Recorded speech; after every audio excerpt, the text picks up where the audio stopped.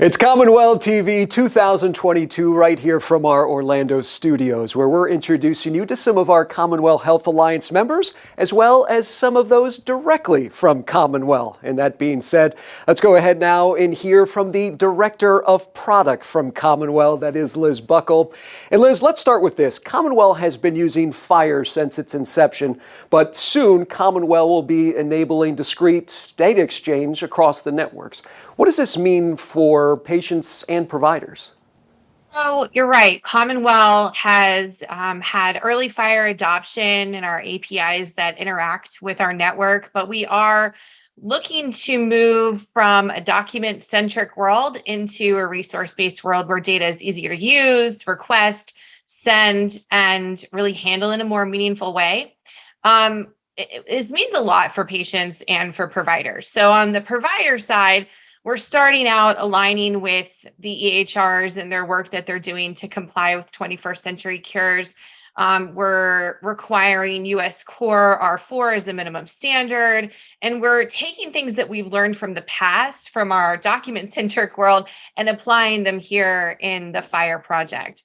So for providers, they're going to have already built-in workflows because their EHRs have to comply with cures. This means that they can both provide and consume data when they need it, where they need it. We do hear pretty frequently that documents that get shared both within the CommonWell network and with other trade partners can be a little bit burdensome. There could be a large volume and a lot of data contained within. FHIR is going to move us into a place where providers can get just what they need, when they need it, where they need it, which is going to be really impactful. And then for patients, as anybody who knows who spoke to me in the past, I'm a consumer of healthcare, you're a consumer of healthcare.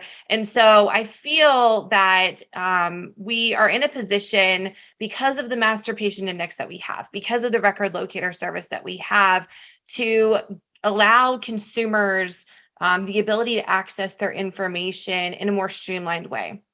They're not going to have to rely on just knowing where they've been and knowing their credentials, which is an important workflow for FHIR patient access, but we're going to be permitting them an even more robust way to easily access their data. And then finally, if I can just touch on, the community of CommonWell has really grown exponentially since our inception. And the FHIR work that we're doing allows us to take the Alliance to an even new place. So we are going to create an ability where we can see some new players come in who can more easily enter this national network space when they start FHIR native and don't necessarily want to start in the XCA space. So a ton going on. I'm really excited to get working on this project.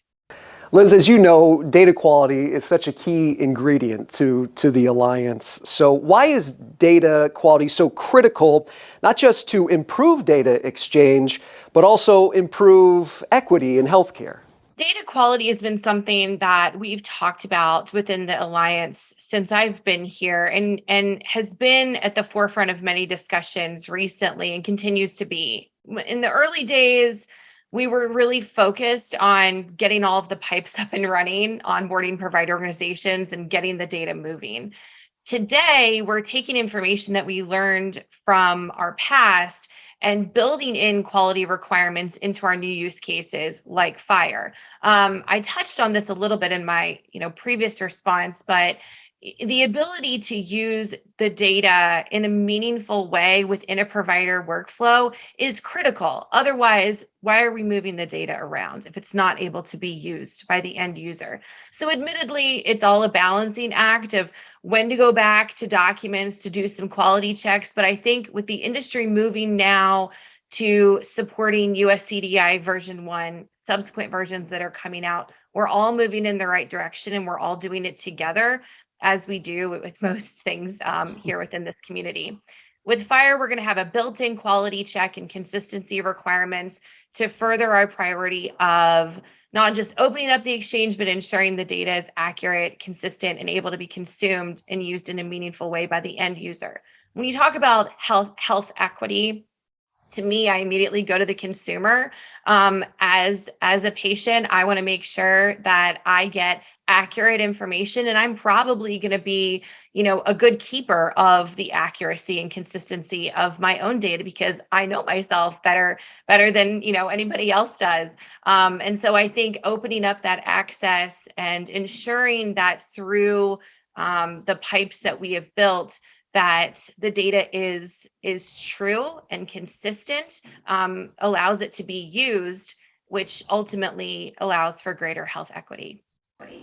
And Liz, finally, as you look to the Trusted Exchange framework and the CommonWell agreement, how do you see CommonWell aligning?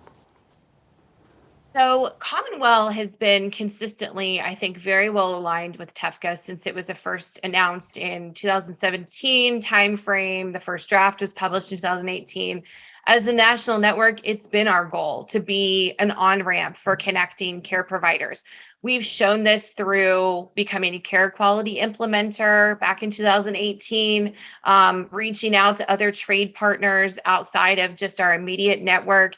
And similarly, when we launched the CommonWell Connector model, I feel like we really doubled down on this effort to extend access to health IT companies that may not have previously had the ability to connect directly to the network. So today, we've had most of the Trusted Exchange framework and the Common Agreement content come out.